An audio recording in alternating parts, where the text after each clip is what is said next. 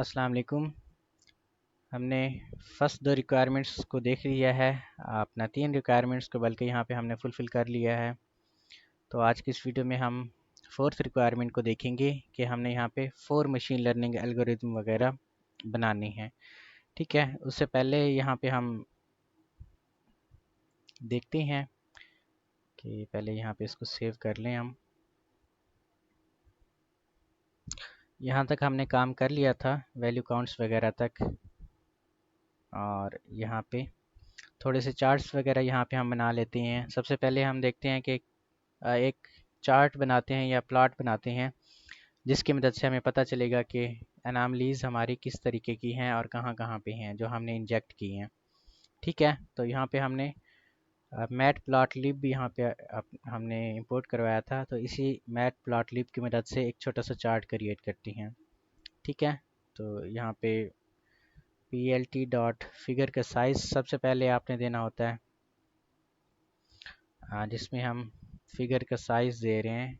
Fig size आपके पास यहाँ पे होता है, fig size is equal to यहाँ पे हाइट और विड्थ देनी पड़ती है। तो 6 आपकी विड्थ हो, 4 आपकी हाइट हो। ठीक है, इसके बाद कौन सा चार्ट आपने क्रिएट करना है? हमने काउंट प्लॉट का चार्ट क्रिएट करना है। ठीक है, या फिर बार चार्ट आपने यहाँ पे क्रिएट करना है। तो sns डॉट काउंट प्लॉट यहाँ पे उन्होंने आपको दे दिया है पहले से ही। ठीक है, और यहाँ पे प्लॉट डॉट शो वैसे इसको शो करवाएं, आपके पास ये प्लॉट यहाँ पे जनरेट होके आ जाएगा जिसमें एनामली आपके पास इतनी है। ठीक है, यानी 1000 आपके पास एनामलीज हैं यहाँ पे, और ज़ीरो अपना जो नॉन एनामलियस डेटा है वो आपके पास इतना है। ठीक है, वैसे आप इसको और भी मॉडिफाई कर सकते हैं जिसमें इनके कलर्स वगैरह भी आप चेंज कर सकते हैं। ठीक है, लेबल वगैरह भी इनको कर सकते हैं। तो ज़्यादा यहाँ पे हम वो चीज़ करवाते नहीं है, बस हमें यहाँ पे एक चार्ट चाहिए था जो यहाँ पे हमारे पास बन के आ गया है। ठीक है, इसके बाद यहाँ पे आप चाहें तो एनामलीज जो फंक्शन हमने ऊपर दिया हुआ है इनकी फ्रैक्शन को बढ़ा भी सकती हैं। कैसे बढ़ा सकती हैं कि या तो आप यहाँ से फ्रैक्शन को बढ़ाएं। ठीक है, कि आपका सिस्टम सही तरीके से वर्क नहीं कर रहा। ये आगे जब हम मॉडल को ट्रेन करेंगे तो उसमें हम यहाँ पे आपको बताएंगे किस तरीके से एनामलीज वगैरह को यहाँ पे फ्रिक्शन वगैरह को हम बढ़ा सकते हैं। ठीक है, एक और हमारे पास प्लाट होता है, वो भी यहाँ पे हम क्रिएट करके देखते हैं। वो वाला जो आपके पास प्लाट होता है वो फिगर्स वगैरह आपके पास होती हैं। ठीक है, 3 प्लाट्स या सब प्लाट्स हम जनरेट करते हैं। जैसे हमने आपको ये वाली पिक्चर दिखाई थी जिसमें हम देख रहे हैं कि हमारा जो एनामलियस डेटा है वो कौन सा है। ठीक है, तो यहाँ पे हम एक वैसा प्लॉट जनरेट करते हैं। उसके लिए मैं कोड कॉपी पेस्ट करूँगा क्योंकि वो कोड लिखेंगे तो बहुत ज़्यादा हमारे पास कोड आ जाएगा। इसलिए हम यहाँ पे मैं वीडियो को पास कर रहा हूँ ताकि मैं वो कोड यहाँ पे लिख सकूँ। तो ये हमारे पास कोड है और इसकी जो आउटपुट है वो ये वाली हमारे पास है। ठीक है, ये हमारा प्रोजेक्ट की रिक्वायरमेंट नहीं थी, वैसे ही हमने एनामलीज वगैरह को यहाँ पे दिखाया हुआ है कि ट्रांजैक्शन सम और डिफ़िकल्टी मीन के लिहाज से देखा जाए तो हमारी जो एनामलीज बनती है वो कुछ इस तरीके से बनती है। ठीक है, जिसमें नॉर्मल जो हमारे ट्रांजैक्शंस हैं या ब्लॉक्स वगैरह हैं वो कुछ इस तरीके से ब्लू के अंदर हमने दिखाए हुए हैं, और एनामलियस जो हमारे ब्लॉक हैं वो रेड में दिखाए हुए हैं। ठीक है, तो ये देखें इतनी ज़्यादा एनामलीज हमने यहाँ पे इंजेक्ट करवाई हैं। टाइम स्टैम्प के हवाले से देखा जाए टोटल ब्लॉक्स और टाइम स्टैम्प में, तो यहाँ पे हर एक साल के अंदर हमने एनामलीज को डिटेक्ट करवाया हुआ है या फिर इंजेक्ट कराया हुआ है। यहाँ पे टोटल सम और रिवार्ड मीन में देखा जाए तो यहाँ पे भी हमने एनामलीज वगैरह को इंसर्ट करवाया हुआ है।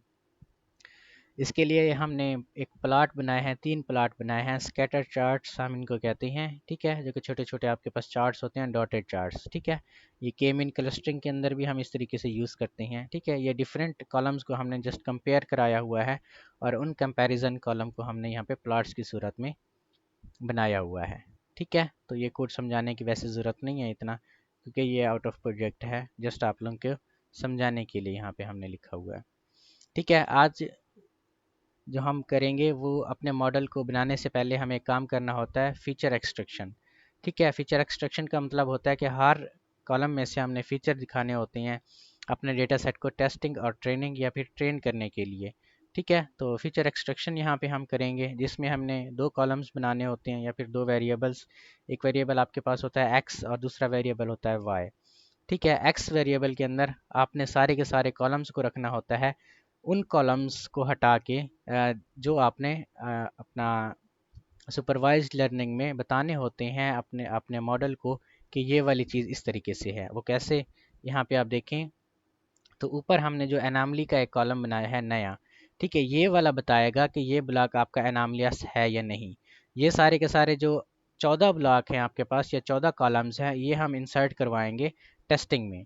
ठीक है, और ट्रेनिंग में जस्ट आपके पास एक ब्लॉक ही होगा या फिर एक कॉलम ही होगा, वो ये एनामली वाला। ठीक है, वो कंपेयर करेगा टेस्ट को ट्रेन के साथ। वो देखेगा हर एक ब्लॉक के कोड को या फिर हर एक ब्लॉक की यहाँ पे इंफॉर्मेशन को, और देखेगा कि वो एनामली है या नहीं। इस तरीके से वो अपने आप को ट्रेन करेगा, हमारा जो मॉडल होगा। यहाँ पे कहीं पे 1 आ जाएगा तो वो उस कोड को अपने जहन में दबा के रखेगा कि इस तरीके की ट्रांजैक्शन जो है या ये जो रूटीन बन रही है हमारी एनामली डिटेक्ट वाली या फिर एनामलियस ब्लॉक्स वाली, ये हमने बाद में किस तरीके से अमल दरामद करनी है। ठीक है, तो इसके लिए हमने दो कॉलम्स के अलावा बाकी सारे कॉलम देने होते हैं। तो इसलिए यहाँ पे हम लिखते हैं df डॉट ड्रॉप, यानी कितने कॉलम्स को आपने ड्रॉप करवाना है अपने डेटा फ्रेम के अंदर से।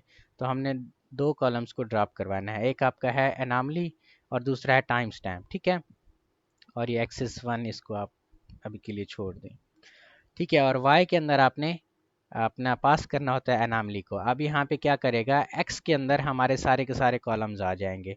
कौन से होंगे वो, ये टाइम स्टैम्प वाला हो गया, वेट मीन वाला हो गया, डिफ़िकल्टी मीन हो गया, रिवार्ड मीन हो गया, ट्रांजैक्शन सम हो गया, ये सारे के सारे कॉलम। अब जो नया कॉलम हमने बनाया था एनामली वाला, वो यहाँ पे तो नहीं है, लेकिन यहाँ पे हमने इंजेक्ट करवा के इसको एक नया कॉलम भी बनाया है ऊपर जब हमने देखा है तो। ठीक है, तो ये वाला हमने y के अंदर शो करवाया हुआ है। ठीक है, अब यहाँ पे हम स्प्लिट करेंगे अपना डेटा बिफोर अप्लाइंग ट्रांसफॉर्मेशन, यानी जो स्केलर स्टैंडर्ड आपकी ट्रांसफॉर्मेशन है उसको अप्लाई किए बगैर यहाँ पे हम डेटा को स्प्लिट करेंगे, जिसमें हम यहाँ पे लिखेंगे x अंडरस्कोर ट्रेन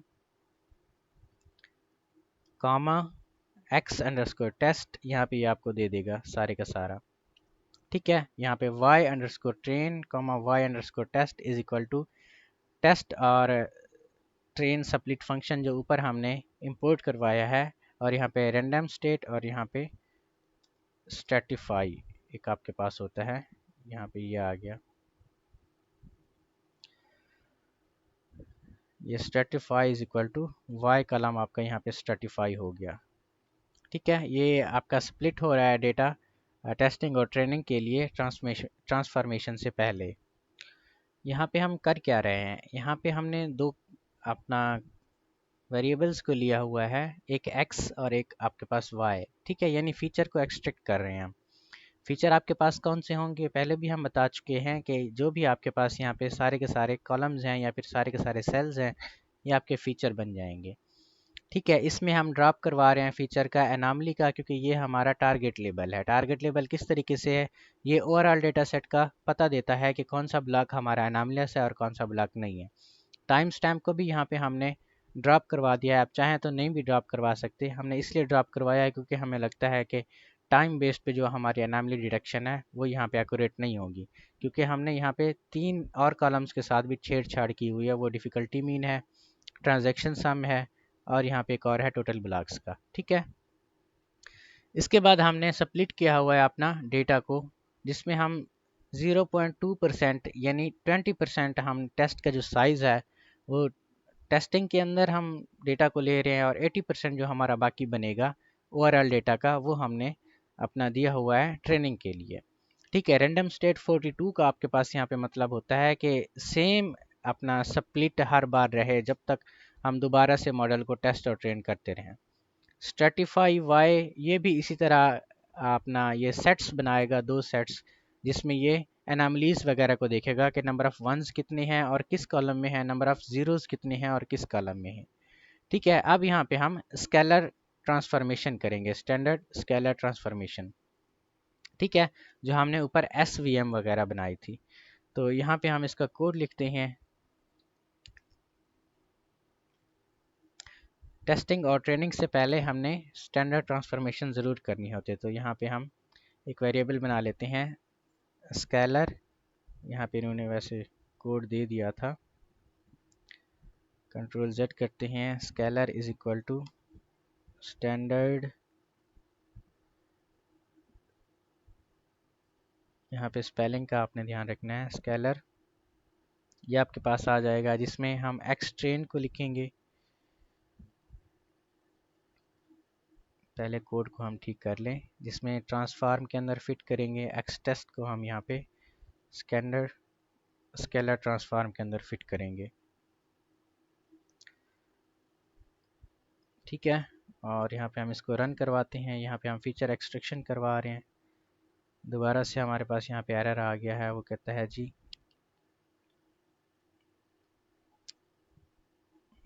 एनामली और टाइम स्टैम्प आपके फाउंड नहीं है। यहाँ पे की एरर आपके पास आ गया है, और यहाँ पे देखते हैं कि हमारे पास क्या मसला है।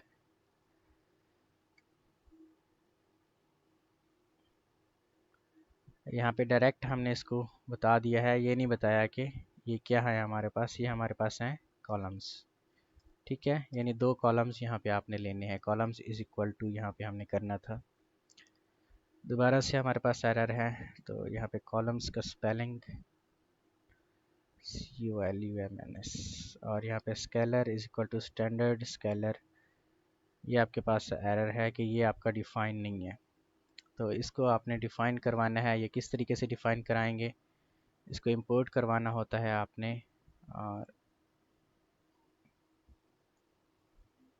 इसको इंपोर्ट आई थिंक हमने नहीं करवाया, कराया तो हुआ है।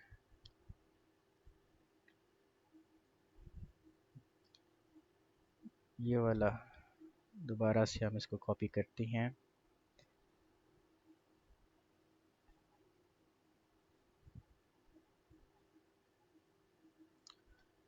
यहाँ पे इंपोर्ट करवा के देखते हैं।